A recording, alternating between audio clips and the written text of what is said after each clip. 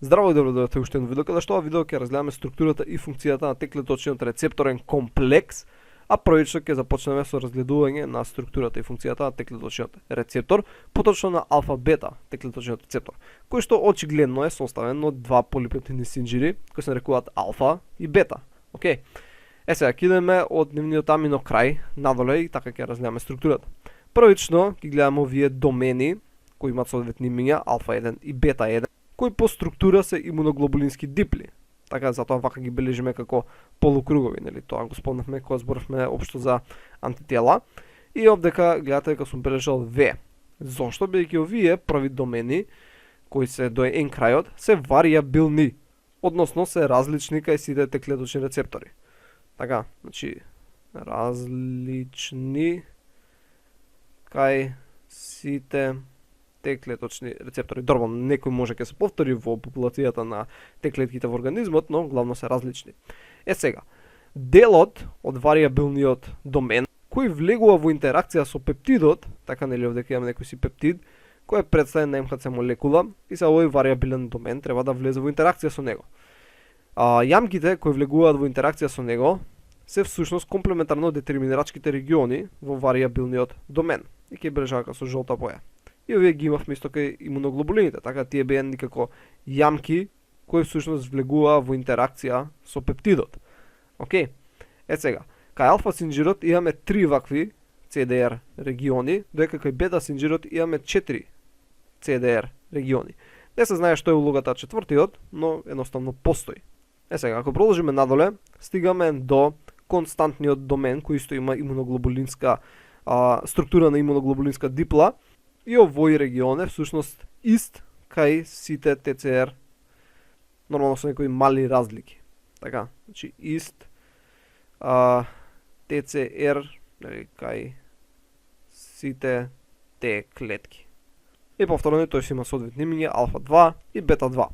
Сега, веднаш под алфа 2 или бета 2 доменот се наоѓа една дисулфидна врска. Така, значи овдека во полипептидот имаме цистински аминокиселини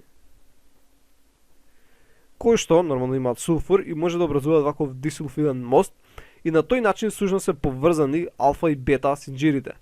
Така, значи овој дисулфиден мост. Нормално и овдека си има некои нековалентни интеракции помеѓу нив, што ги бележам со портокалова боја, но тие се релативно послаби и главно се поврзани преку овој дисулфиден мост овдека преку цистинските резидуи. Сега имаме еден трансмембрански дел, кој што интересно е дека има аминокиселини кои ќе му дадат позитивен полнеж. Во алфа синџирот има главно лизин, додека во бета синџирот има лизин и аргинин. И овие аминокиселини ќе му дадат еден позитивен полнеж на трансмембранскиот дел, што ќе биде многу битно која ќе треба да се соедини со другите молекули, нели, на теклеточниот комплекс. И на крај ги имаме овие цитоплазматични опашки, нели, кои што завршуваат со С крајот, карбоксилниот крај, кои што се многу мали, од 5 до 12 аминокиселини. Тоа значи дека они не можат да пренесуваат сигнал. И баш поради таа причина, зашто овие цитоплазматични опашки се многу мали, ќе ги имаме дополнителните CD3 комплекси кои ќе бидат потребни за пренесување сигналот и ќе го видиме сега тоа накратко. Сега, само да спомнеме дека кога ги прави анализирањата, приметиле дека не мора секогаш теклеточниот рецептор да влегува во контакт со пептид кој е презентиран на МХЦ. И ова било многу збунувачко и со тек на време всушност ги откриле другиот вид на теклеточни рецептори, а тој друг вид на теклеточен рецептор бил гама делта теклеточниот рецептор. Вака само ќе обележиме. Само ќе нацртаме како линија кој тој има структура како и претходниот теклеточен рецептор, значи како две линии ќе обележам. Значи гама и делта. Сега, овој теклеточен рецептор не се врзувал со пептиди. Така, значи не врзувал пептиди и освен што не врзувал пептиди, тие не биле асоцирани со МХЦ. Така, значи ова не било МХЦ, него ова нели било CD1, за ова зборевме кога зборевме за МХЦ молекулите, но исто така не секогаш морал овој непептиден антиген, односно тоа било некој си фосфолипид најчесто, така или некој гликолипид, или пак липопротеин. не морал секогаш да биде асоциран со CD1 молекула или пак со МХЦ. Нормално тој не ни бил со МХЦ, но интересно е дека овој гама делта теклеточен рецептор можел да се врзе со непептидни антигени, иако тие воопшто не биле презентирани на никаква молекула. Да, некогаш, како што реков, ќе биле презентирани на CD1, но не секогаш. А подоцна откриле дека овој гама делта рецептор исто така може да реагира и со протеински антигени. Така, значи протеини кои воопшто не се ни преработени, ни прикажани на МХЦ. Односно, овој гама делта теклеточен рецептор се однесувал како еден од патерн рекогнишн рецепторите на вродениот имун систем. Така, значи се однесува како патерн рекогнишн рецептор на вроден. Значи треба уште многу работи да се откријат во врска со овие гама делта теклеточни рецептори, бидејќи не е се расчистено. Очигледно е дека учествуваат како рецептори на вроден имун систем, али се прикачени на Т клетки. Така и тоа помага многу во одредени услови, бидејќи може да елиминираат натрапници и однесувајќи се како Т цитотоксични клетки, давајќи брз одговор, и многу пати се е случило дури и овие гама делта клетки да бидат сушност и антиген презентирачки клетки. Така, значи ќе фагоцитираат некој си антиген, ќе го преработат и ќе го прикажат на МХЦ класа 1. Значи има многу интересни работи кои се поврзани со овие гама делта Т клетки, значи нема на нив да се држиме, едноставно само спомнеме дека постојат и такви Т клеточни рецептори. Но сепак се во многу помал број, значи околу 5% од Т клетките имаат вакви гама делта. А интересно е дека нивната главна разлика помеѓу гама делта Т клеточен рецептор и алфа бета, во однос на структурата, е аголот под кој се подставени варијабилните и константни домени. Значи гледаме дека алфа бета Т клеточен рецептор аголот е 147, додека кај ова гама делта е 111. Значи тоа е една од главните разлики, но функционално се многу различни. Добро, сега да се вратиме кај Т клеточен рецепторен комплекс. Сега, за да го комплетираме Т клеточен рецепторен комплекс, освен Т клеточен рецептор ни требаат и CD3 структури, односно тоа е една група на протеини.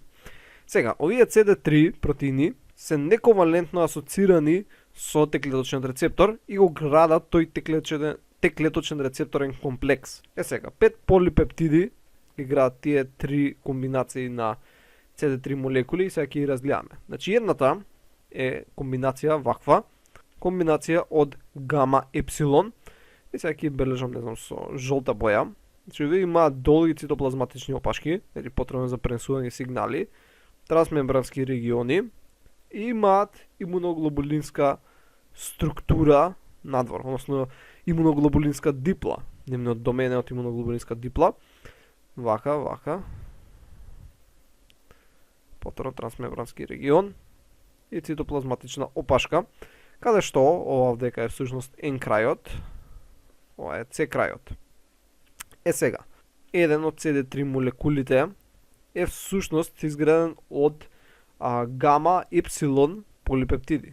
Така, значи гама епсилон. Другиот е изграден, потро сега со некоја си жолта боја, има иста таква структура, нормално се разликуваат во бројот на аминокиселини, ќе го спомнеме тоа. Значи вака. Правиме тука, кој што е изграден всушност од делта епсилон синџири, значи епсилон синџирот е ист како во претходниот.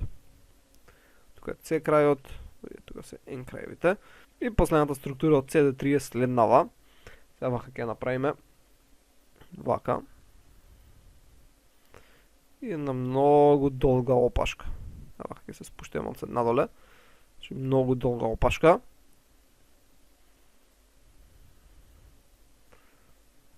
И ова е изградено од ZZ, са символов е многу тежок за цртање, јас само вака ќе го направам. Ќе видите после како убаво се пишува. Значи ZZ или пак некогаш изграден од зета ета.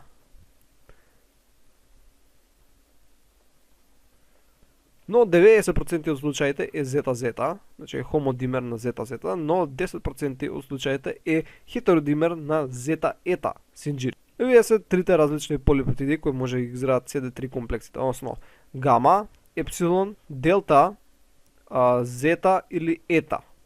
Така, значи тие се 5 различни. Сега, трансмембранските региони на сите овие структури од CD3 имаат негативно наелектризирани аминокиселини. Значи главно се составени, вака сега ќе бележам, главно се составени од аспарагинска и глутаминска киселина и глутаминска, кои даваат еден негативен набој, че вака ставам тука минуси, на трансмембранскиот регион.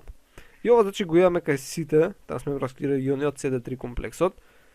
И поради тоа, овие CD3 молекули сакаат да се асоцираат нековалентно со трансмембранскиот регион на Т-клеточниот рецептор.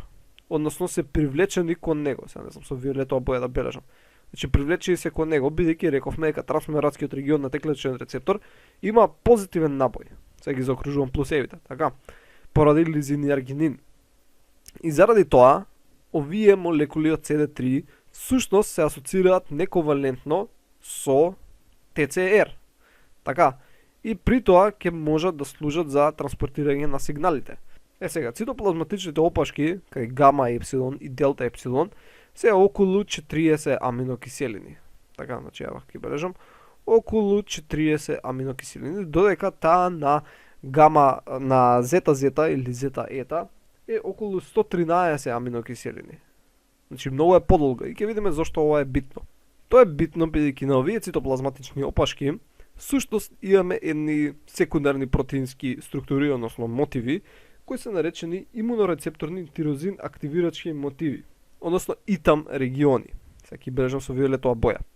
Значи ИТАМ региони ги има на цитоплазматичната опашка на зета-зета или пак зета-ета, имаме 3 вакви ИТАМ региони, нормално на двете. Сега ајде ќе ги бележам, но тоа се подразбира дека се наоѓаат на двете. Значи ИТАМ, што стои за имунорецепторен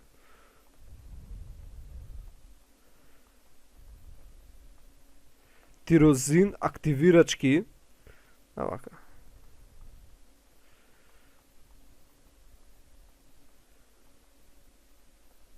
Тирозин активирачки мотив. Додека на цитоплазматични опашки на гама епсилон или пак на делта се наоѓа само по еден ИТАМ регион. И ќе се помали. Така, значи се отприлика 3 пати помали. 40 наспрема 113, што е близу до 120. Тоа е отприлика 3 пати помалку. Значи они имаат по еден ИТАМ регион, нели на секоја опашка вака. А овие ИТАМ региони се битни за пренесување сигналот. И овие ИТАМ региони всушност ги имавме и на гама имуноглобулин алфа и имуноглобулин бета, хетеродимерот кој беше одговорен за пренесување на сигнали кај Б-клеточен рецептор.